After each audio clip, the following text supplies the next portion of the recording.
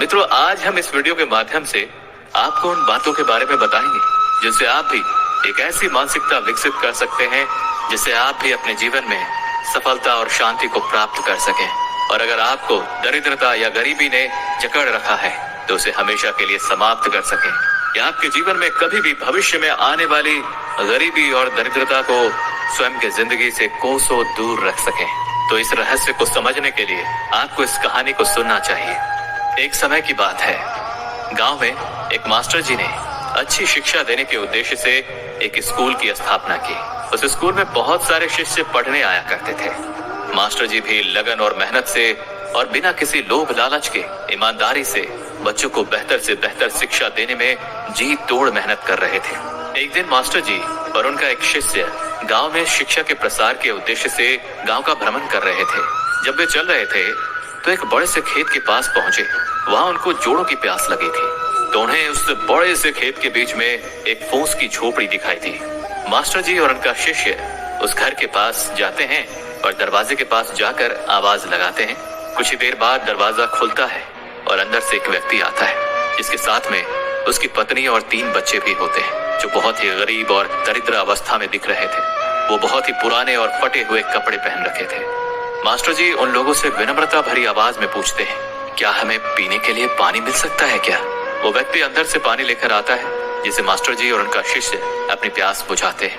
फिर अचानक मास्टर जी उस व्यक्ति से कहते हैं, आपका खेत तो बहुत बड़ा है परंतु इसमें कोई फसल नहीं है। इसके बाद ये लोग अपने कामकाज के बारे में बताते हैं।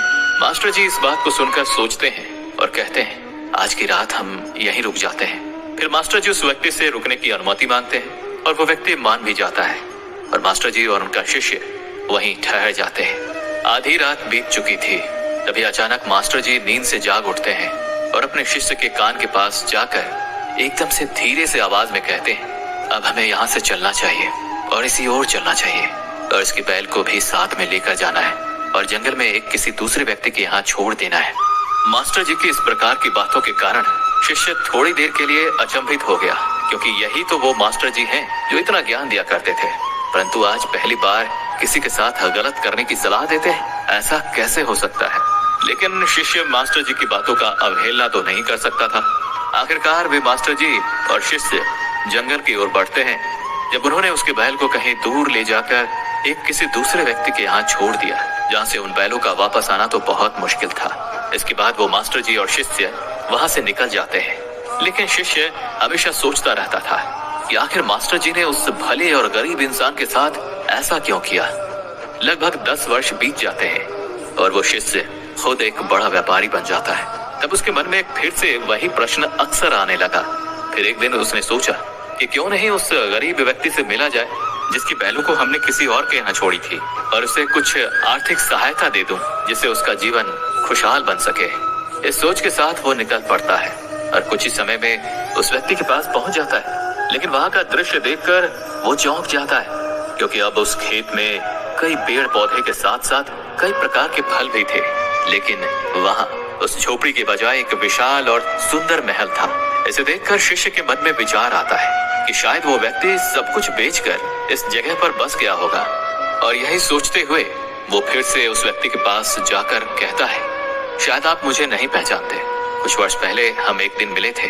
तब वो व्यक्ति कहता है, मैं आपको कैसे भूल सकता हूँ, आप तो उस दिन बिना बताए ही यहाँ से चले गए थे और उसी दिन हमारे बैल भी पता नहीं कहाँ चले गए थे, जो वापस ही नहीं आए। कुछ दिनों तक मैं बहुत परेशान था, कुछ समझ नहीं आ रहा था कि अब क्या करें, परंतु जीवन जीने के लिए कुछ न कुछ तो करना भी जरूरी था। इसलिए मैंने लकड़ियों को काटकर बेचने का काम शुरू किया। जो भी पैसे मुझे मिले उन्हें मैंने अपने खेतों में लगाकर फसलें उगा ली। मैंने जी तोड़ मेहनत किया, क्योंकि मुझे इस तरह से खेती करने में बहुत ज्यादा मन लग रहा था। फसल बहुत अच्छी हुई, जिसे मैंने फलों के बगीचे में लगा दिया और उस बगीचे में बहुत अच्छे फल आए। इस तरह से मैंने बहुत सारे फसल बेचे और फिर फलों को सालों तक बेचा और आज मैं शहर का सबसे बड़ा व्यापारी बन गया हूँ। लेकिन ये सब कुछ नहीं हो पाता अगर वो बैल यहाँ से नहीं गए होते, क्योंकि उन्हीं बैलों के जाने के कारण मैंने कोई दूसरा काम तो नहीं किया, लेकिन उसके बदले उस काम को करने का दूसरा रास्ता चुना।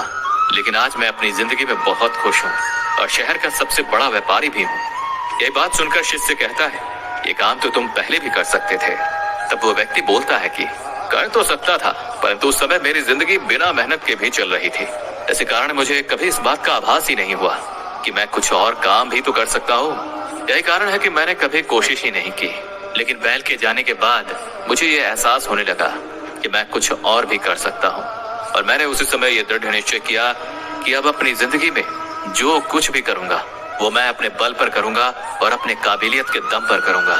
और इसी संकल्प की वजह से आज मैं इस मुकाम पर पहुंचा हूँ। शिष्य को अब समझ आ गया था कि उसके मास्टर जी ने जानबूझ करके उसके बैल को दूर कहीं किसी और के यहाँ क्यों छोड़ने की बात कही थी।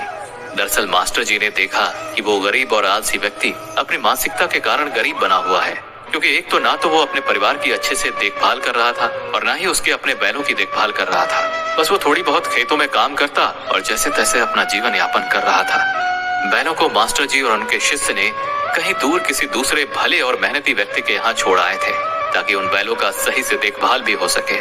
और जब दूसरी ओर वो गरीब और आलसी व्यक्ति सुधर जाता तो फिर उन बैलों को वापस किया जा सके। दोस्तों, इस कहानी को सुनकर ये समझ आता है कि क्या आपके जीवन में भी कोई रुकावट है, और अगर कोई रुकावट है तो उसे पार करने का प्रयास कीजिए। जो आपके पास है ना, उसे खोने का तो भय बिल्कुल मत कीजिए, क्योंकि आपके पास पाने को तो बहुत कम है, लेकिन सफलता के बाद पूरी दुनिया आपकी है।